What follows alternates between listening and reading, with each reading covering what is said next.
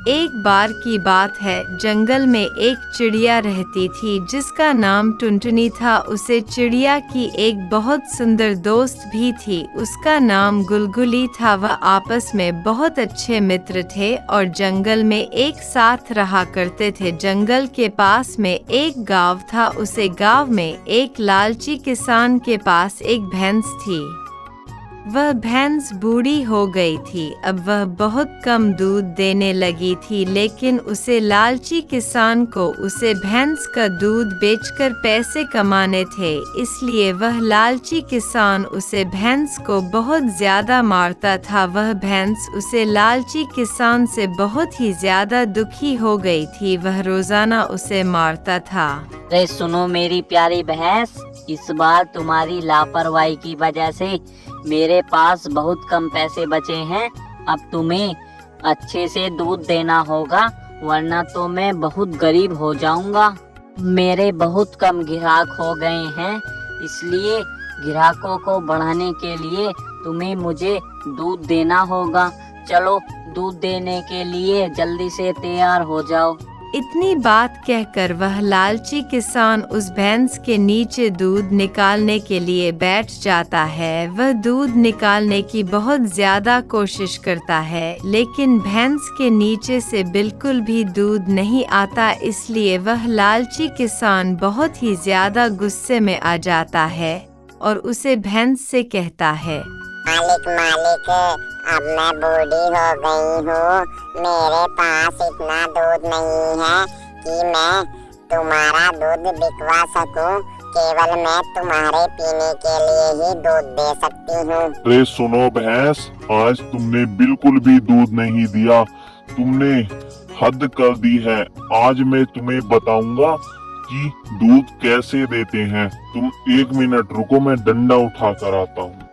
वह लालची किसान उस भैंस की पीठ पर एक मोटे डंडे से बहुत तेज पीटने लगता है। भैंस उसे दर्द को सहन नहीं कर पा रही थी, इसलिए वह भागने लगती है। लालची किसान उस भैंस को बहुत ही जोर जोर से मार रहा था, इसलिए भैंस बहुत तेज भागने लगती है और उस लालची किसान के काबू से बाहर हो जाती है। फिर लालची किसान कहता है, हे भगवान, मेरी भैंस न जाने कहाँ चली गई। अगर वो भैंस लौट कर नहीं आई तो मैं तो बर्बाद हो जाऊंगा। हो हे भगवान, अरे मेरी प्यारी भैंस, तुम कहाँ हो?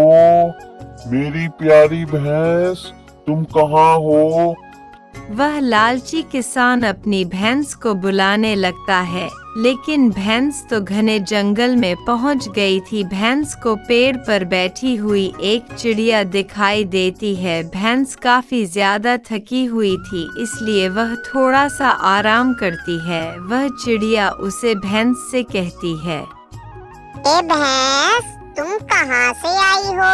क्या तुम्हें कोई परेशानी है तो मुझसे बताओ। चिड़िया, मैं इस जंगल के पास वाले गांव में ही रहती हूँ। तुम्हें तो पता ही है, मैं अब बूढ़ी हो चुकी हूँ। मेरा मालिक मुझसे बहुत सारा दूध लेना चाहता है। अब मेरे बस की बहुत सारा दूध देना नहीं है, इसलिए मेरा मालिक मेरे साथ मारपीट करता है। आज मेरे मालिक ने मेरे साथ बहुत मारपीट की, इसलिए मैं इस घने जंगल की तरफ भाग आई। टुनटुनी चिड़िया, क्या तुम मेरी मदद करोगी? क्या मैं कुछ दिन तुम्हारे इस प्यारे से जंगल में रह सकती हूँ? हाँ भैंस, क्यों नहीं। आज से हम दोनों एक बहुत मजबूत और एक अच्छे दोस्त हैं। आज से हम साथ रहेंगे।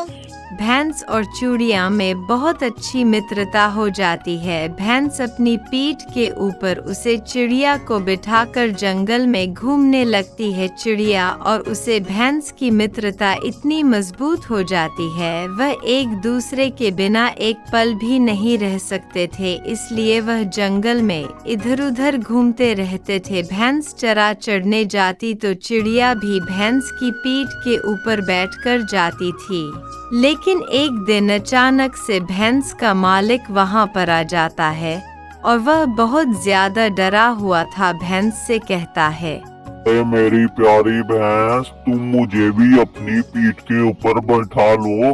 गांव में बहुत तेज बाढ़ आई है, मैं डूब जाऊंगा। सुनो टुनटुनी चिड़िया, ये वही आदमी है जिसने मुझे पीट कर गांव से निकाला था। अरे भैंस, ये तो बहुत हरामी आदमी है। तुम इसे बाढ़ के अंदर डूब जाने दो, इसे बिल्कुल भी नहीं बचाना। हाँ टुनटुनी चिड़िया, ये मर जाए तो ही अच्छा है। इसने मुझे बहुत ही ज्यादा पीटा है, अब मैं इसे नहीं छोड़ूंगी। वह लालची किसान बहुत ही ज्यादा शर्मिंदा होता है और उसे भैंस के आगे घुटने टेक कर माफी मांगने लगता है। कुछ समय तक तो भैंस उसे माफ नहीं करती, लेकिन भैंस ने और चिड़िया ने सलाह मिलाई और सोच, अगर हम इसे यहाँ छोड़ देंगे तो यह मर जाएगा। भैंस उसे आदमी को माफ कर देती है और अपनी पीठ के ऊपर बिठा लेती है और अपनी पीठ के ऊपर बिठाकर चिड़िया के घर चली जाती है। गांव में तो बाढ़ आ गई थी, सब कुछ तहस-नहस हो गया था, इसलिए वह लालची किसान भी वहीं पर रहने लगता है। अब वह लालची किसान भी सुधर गया था, इसलिए चिड़िया और भैंस उसे भी अपनी साथ जंगल में रख लेती हैं। अब वह तीनों जंगल में बड़ी हंसी खुशी से रहते हैं। भैंस और चिड़िया की इस अनोखी दोस्ती की मिसाल दी जाने लगी। उनकी कहानी यह सिखाती है कि दोस्ती में न ऊंच नीच मायने रखती है, न आकार और न स्वभाव। सच्ची दोस्ती दिल से होती है।